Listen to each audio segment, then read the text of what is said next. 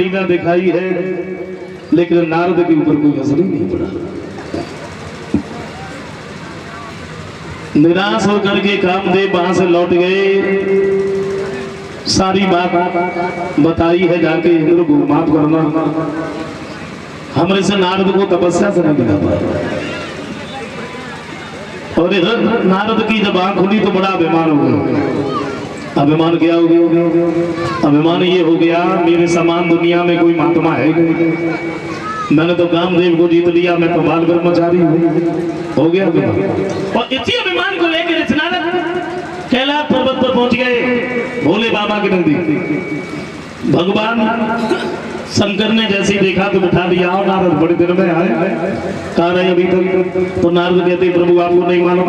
नहीं तो बोले मैं हिमालय पर्वत पर तपस्या कर रहा था, और सच बताए तो मेरे समान दुनिया में कोई महात्मा है ही नहीं। क्यों? क्योंकि मैंने कामदेव को जीत लिया, मैं बाल ब्रह्मचारी हूँ।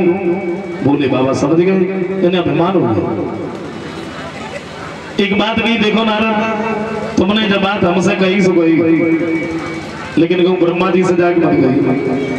अच्छा नारद थोड़ी बहुत देर और बैठते, फिर बिल्कुल नहीं बैठे।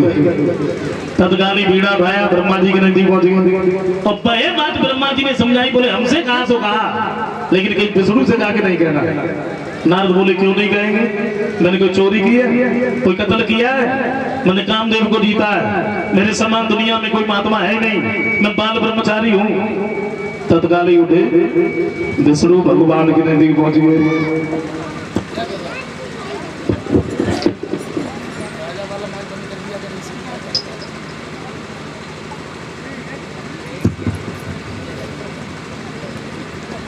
भगवान के नजदीक जब पहुंचे हैं, और जैसे ही भगवान ने देखा तो चेहरा की तरफ देखते ही समझ गए ना बेमान हो गए। फिर भी बैठने के लिए कह दिया, नारद बैठो। कहाँ रहे अभी तो? नारद बोले प्रभु आपको भी नहीं मालूम?